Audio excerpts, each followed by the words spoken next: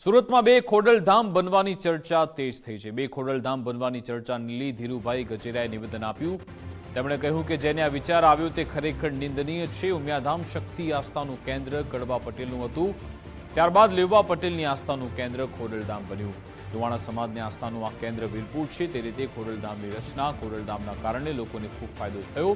ઉચ્ચ લાગવગ ધરાવતા ઉદ્યોગપતિઓએ એકતા તોડવા પ્રયાસ કર્યો છે। બીજા ખોડલધામની જરૂરિયાત શું પડી તે સવાલ પણ પૂછ્યો।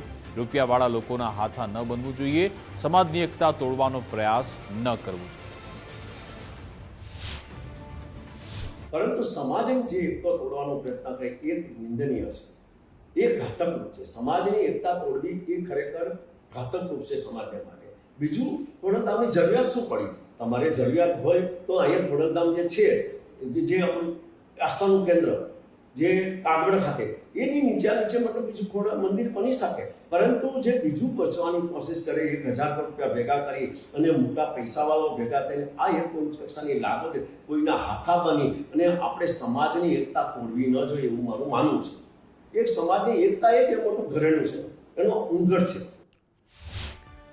તો આજ અંગે વાતચીત કરીશું। આપણી સાથે ધીરુભાઈ ગજેરા લાઈવ જોડાઈ ગયા છે। ધીરુભાઈ, આપનું ગુજરાત ફર્સ્ટમાં સ્વાગત છે। સાહેબ, પહેલા તો એ પ્રશ્ન કે જે સુરતમાં આ બીજા ખોડલધામની લીધે જે તૈયારી શરૂ થઈ રહી છે એનો આપે કેમ વિરોધ કર્યો, આપનું શું કહેવું છે આ બાબતે? પ્રથમ દર્શક મિત્રોને મારા નમસ્કાર। ક્યાંય પણ બે ખોડલધામ એ સમાજ માટે તોડનારું ગણાઈ શકાય। જેવી રીતે કડવા પટેલની અંદર ઉમિયા માતા છે, ઊંઝાની નીચે અસંખ્ય મંદિરો બની શકે, પણ કેન્દ્ર એનું એક શક્તિ કેન્દ્ર એક જ છે, ઊંઝા। એવી રીતે પાટીદાર સમાજની અંદર લેવા પટીદારની અંદર કેશુભાઈ, આનંદીબેન પટેલ, વલ્લભભાઈ કથિરિયા, વિઠ્ઠલભાઈ રાદડિયા જેવાના નેતાઓના સપનાને આધારે આ ખોડલધામ ઘણા ટાઈમ લાંબા સમય વિચાર પછી નરેશભાઈને એની જવાબદારી સોંપવામાં આવી અને આ કાગવડ ખાતે જગ્યા લઈને એક લેવા પાટીદારનું આસ્થાનું કેન્દ્ર ઊભું કરવામાં આવ્યું, જે સમાજનું સંગઠન સચવાય, સમાજનું શૈક્ષણિક પ્રવૃત્તિ હોય, ધાર્મિક હોય કે વિકાસની હોય, ત્યાંથી થઈ શકે। બધી જગ્યાએ મંદિર ગમે જગ્યાએ બની શકે, પણ ખોડલધામ બીજું એ સમાજની અંદર બે ફાંટા થાય એ ખરેખર યોગ્ય નથી અને ફાંટા ન થાય એના માટે મેં મારી ફેસબુકમાં કે મારી સોશિયલ મીડિયા દ્વારા મેં એની એક મતલબ નાનું એવું નિવેદન આપ્યું છે અને એ આપણે જોયું હશે। પણ ધીરુભાઈ, આ લોકો જે તૈયારી કરી રહ્યા છે એમણે પણ કંઈક વિચાર્યું છે। આપને કેમ લાગે છે, નરેશભાઈ પટેલ પણ સુરત પોતે પહોંચ્યા હતા, આપને કેમ લાગે છે કે સમાજમાં તિરાડ પાડવાનો આ પ્રયાસ છે?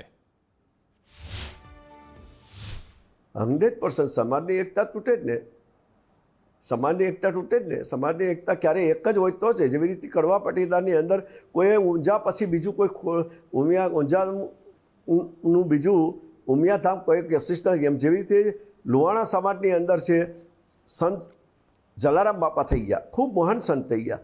એક લુહાણા સમાજની અંદર ભલે તો એ તો સર્વ સમાજ માન્ય છે, જલારામ બાપાનું મંદિર તો દરેક સમાજ જાય છે ને એક મહાન સંત હતા, પણ તો એક આજે લુહાણા સમાજનું એક સંગઠનનું કેન્દ્ર બની ગયું અને એક જ વ્યક્તિ એ ખોડલ જેમ કાગવડ છે એ જ ખરેખર એની નીચે પ્રવૃત્તિ કોઈ મતાંતર હોઈ શકે, પણ એનો મતલબમાં મતાંતરનું એનો નિવાડો આવી શકે, પરંતુ એનીથી બીજું રચવું અને કોઈ પણના કહેવાથી રચવું એ ખોટું છે। એટલા માટે મેં નિવેદન આપ્યું છે।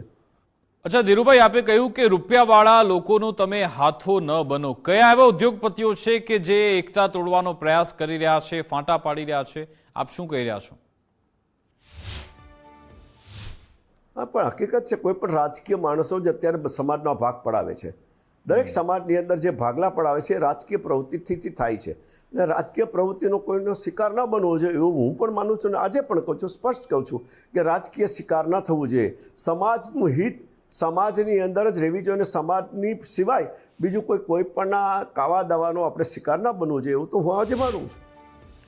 તો આમાં ધીરુભાઈ, સમાજ આ આખા પ્રશ્નને અથવા તો જે આખી ઘટના સર્જાઈ રહી છે એને કેવી રીતે જુએ છે? શું વિભાજનની અહીંયા સ્થિતિ સર્જાઈ રહી છે, આપ માનો છો એવું?